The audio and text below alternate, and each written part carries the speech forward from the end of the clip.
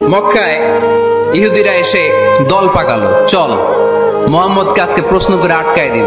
কি প্রশ্ন করবি? ইহুদিরা বলে, এমন প্রশ্ন জানা আছে এগুলোর কিছুই মুহাম্মদ জানে না। ইহুদিরা এসে হাজির, মুহাম্মদ আমরা কালিমা পড়ে মুসলমান হব, আল্লাহ রাসূল তো মহা খুশি, তাই আসো, তবে শর্ত আছে। কি শর্ত? 3টা প্রশ্নের উত্তর দিতে পারলে লাইন ধরে আমরা সব কালিমা পড়ে ফেলবো। কোন 3টা প্রশ্ন বলো? তারা প্রশ্ন শুরু করলো। প্রশ্ন নাম্বার 1, মা হুয়া রূহ। মুহাম্মদ বলো তো রুহু কারে বলে? রুহু কি? রুহু কাকে বলে?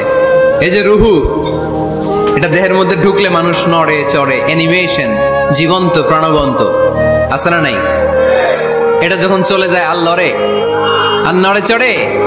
আমাদেরকে একলা ফেলে যখন রুহু চলে যায়, দেহে কোনো নাড়াচাড়া নাই। ইহুদিরা বলল, প্রথম প্রশ্ন রুহু কারে বলে বলো। 2 নাম্বার প্রশ্ন, মান হুম আসহাবুল কাহাফ। আসহাবে কাহাফ সম্পর্কে কি জানো? কি জানো বলো। গুহাবাসী, গুহাবাসীদের সম্পর্কে কি জানো? অনেক আগে তারা এসেছিল পৃথিবীতে। 3 নাম্বার প্রশ্ন,